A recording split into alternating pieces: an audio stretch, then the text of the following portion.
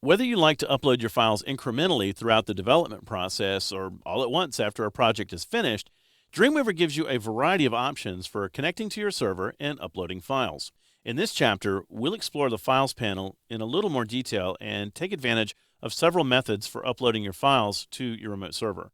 So I've defined the 1605 folder as our root directory. And the first thing I want to do is expand my site panel out a little bit more so I can see the full panel. Now, the way to do that is come over to the Files panel, and you'll notice a series of icons, and you're looking for this icon, the far right one. That is the expand icon. You want to go ahead and click that. Now, Mac users and PC users are going to notice a little something different here. PC users, the site panel pretty much takes over the whole screen. It just blows up and the rest of Dreamweaver sort of goes away. For you Mac users, you'll notice that your site panel is expanded, but it's also floating over Dreamweaver itself. You're free to resize that, move it around, place it wherever you want. It's really a personal choice, and the capabilities remain exactly the same. So the first thing you want to do when you're uploading files or downloading files from your remote server is to connect to it. And you'll notice that right up here in our site panel toolbar, we have this little plug symbol that is the connection to the remote host indicator. I'm going to go ahead and click that. When you do that, it's going to go out, connect to your remote site, and it's going to retrieve your remote data. So what I'm seeing in the left pane right now is my live site for my explorecalifornia.org. On the right-hand side is my local site. So that's my development environment. I've got my remote environment on the left. I've got my local development environment on the right-hand side. Now, more than likely, the first time you access your remote server, there won't be a whole lot on there. Your site that you're defining locally contains all the files, so probably the things that are on your remote server are just some of the default things that your web hosting company has placed. For example, we have all these error messages, 400, 401, 403, 404, and if somebody reaches your pages in error or can't find a certain page, those messages are going to show up. So one of the things I'm going to do is I'm going to go ahead and select all 6 of those on the remote server, and I want to download those to my local site so that maybe I can redesign them and make them fit my site. So there are a couple of different ways to do this. And as a matter of fact, I'm going to do these one at a time so I can show you a couple of the different methods. Well, first off, if you select a file or series of files, you can go right up here to your site panel toolbar, highlight the Get Files from Remote, and just click. Now, anytime you upload or download a file, Dreamweaver is going to ask you this question unless you tell it not to show it again. It's going to ask you if you want to get any of the dependent files. Dependent files would be files that are linked to this page, such as CSS files or images that are on the page, that sort of thing. Any other external files necessary for people to view that file or for that file to be functional. In this case, I'm just going to say no because I only want that particular file. It's tempting to turn that off, but I'll be honest with you, sometimes I do want the dependent files to upload or download, and sometimes I don't. So I pretty much just leave that dialog box coming up, sort of knowing beforehand what I need to do with it. All right, so there now locally I have my 400.shtml, so that's good. Now, there are other ways to do this as well. I could select the 401, for example, and I could right-click that, and I could choose Get. Same dialog box comes up, and I have my option, and then I can go ahead and download that file. Now, there are other ways of doing this as well. Let's say I select the remaining files right here. I can then take those files and simply drag them from one pane to the next. So I can drag them right there into the root directory.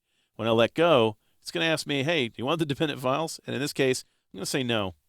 It's going to go ahead and bring all those down at the same time. Now, obviously, the more files you move at once, the longer it's going to take.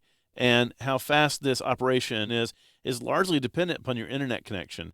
So for really, really large file transfers, you should have a fairly fast connection, and you should have a little time to kill in between uploading or downloading all those files. That's especially true for the first time you upload your site, as you're going to have a large amount of files to upload all at once. Okay, I want to take a look at one of those files that we just copied over. So in my Files panel, I'm just going to double-click the icon for the 404 page. And sure enough, it says, file not found. This requested URL does not exist. That's a boring-looking page, but that's the default 404 page for my web hosting company. And honestly, I'm not paying them to design cool 404 sites, so I'm okay with that.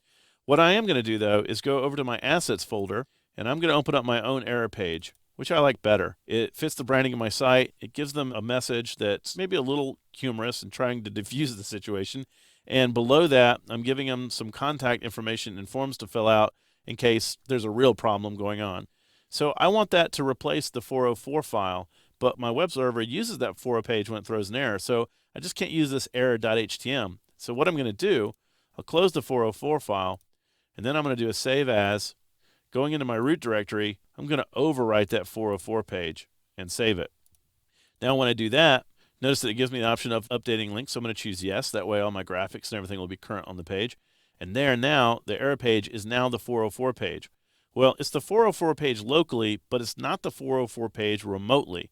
So in order to do that, I've got to expand the Files panel back out again and either drag and drop it over or use my icons, right? Wrong. When you're working on a page, if you're far enough along in your site process that your site's already live and you're just doing maintenance, or if you're just doing what we're doing, you can upload and download files at any point in the design process. So right after saving my 404 file, I notice on the document toolbar, here are those get and put icons.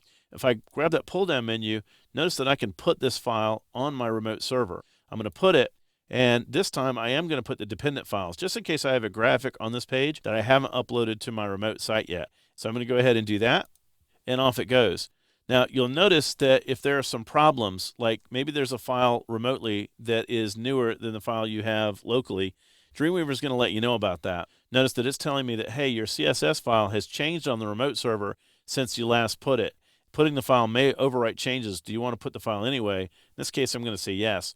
Dreamweaver is really just trying to save you from yourself at that point. I'm just going to go ahead and say yes to all and make sure that you don't overwrite any changes that were just made by you or another team member. Now, because we're uploading dependent files, notice that it's taking a little bit longer, and it gives you a list of all the files that it's uploading as well. Now, there is yet another way to upload files. If you wanted to upload one of these other files, let's say you've worked on one of these other files and you want to upload it as well, you could simply right-click it in your Files panel and choose Get or Put. The Files panel doesn't have to be expanded either. You can highlight a file and use Get and Put right here as well. So interacting with your remote server is such a common part of your design and development process. Dreamweaver has put those tools at your fingertips at almost every step of the process. In addition to making it easy to transfer files between servers, Dreamweaver also has some pretty powerful site management tools, and we're going to explore using them in our next movie.